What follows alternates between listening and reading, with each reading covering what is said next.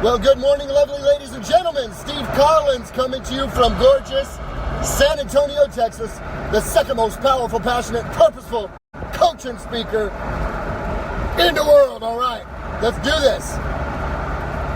Don't go into bondage exercising your freedom. Don't go into bondage exercising your freedom. Why the freedom thing today? We'll see if we can show you. I got William back here with me. Get ready to go in the office. Got William Wallace in the house. Freedom. Braveheart. In your freedom to choose what you want to do, when you want to do it, how you want to do it, the way you want to do it, you can actually find yourself creating a trap for yourself to fall into that you have no idea is going to trap you and ensnare you in an experience and in consequences you did not see coming. Steve, that's awfully deep for 8:30 in the morning. I know it is. Life is deep. Relationships are deep. Emotions are deep. The consequences of decisions are deep. I'm sorry. I understand why you want to stay on the surface because it's a little safe up there, and yet that's not where the big life lies. So don't go into bondage exercising your freedom. Well, Steve, I don't understand what you mean. Can you give me an example? I absolutely can. You are free to drink as much as you want if you're over 21 years old.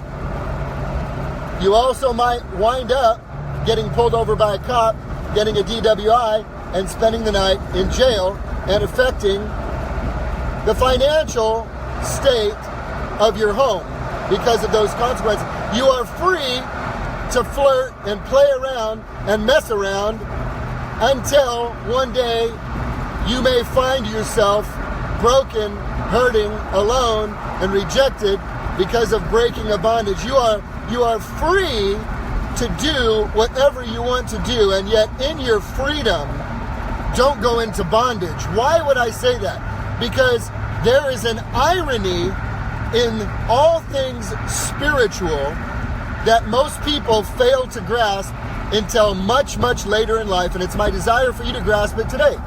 And that is this.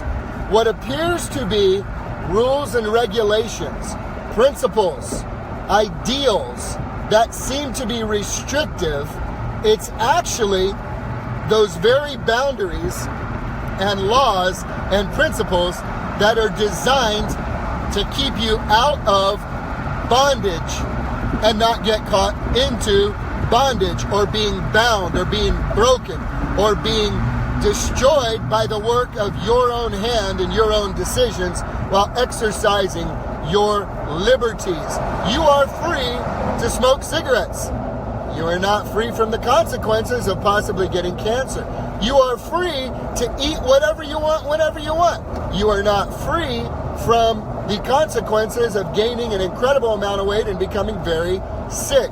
You are free to do many things. In your freedom, don't get caught up into bondage. You can find yourself easily in bondage. You know, in the real estate world, I have the privilege not only of coaching top teams, but of coaching people who are fresh off the streets just getting into the business. And one of the questions that I love to ask is, what is it that attracts you about real estate? What is it that you're most excited about? And they'll say many times, I won't have a boss, I won't have a schedule. I will get to do what I want, when I want, how I want, whenever I want. And I say, fantastic. Then they're told what to do, how to do it. And guess what happens? Several months later, many come back and they're broke. And I say, what happened? And they said, I didn't have a boss. I didn't have a schedule. I got to do what I want, when I want, how I want. And I didn't do what I was supposed to do, when I was supposed to do it. And so now it's not working.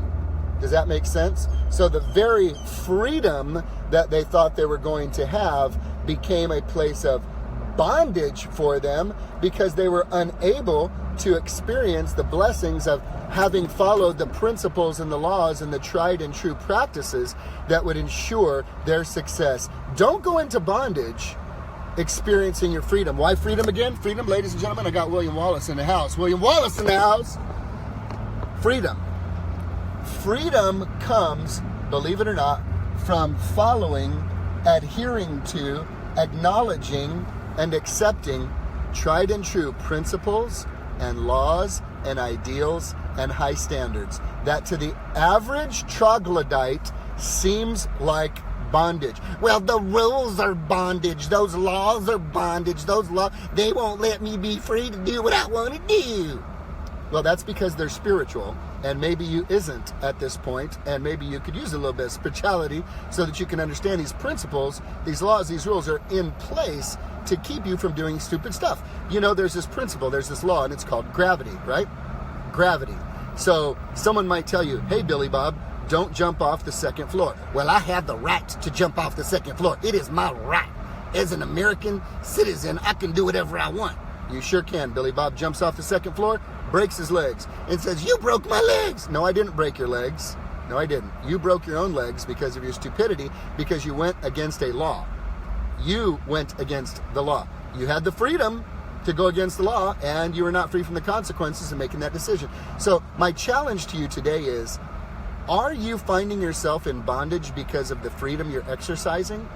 Or maybe should you consider searching out learning spiritual truths and spiritual laws that on the surface may appear like rules and regulations, but quite frankly, they're put in place to keep you from getting into bondage, into doing stupid stuff.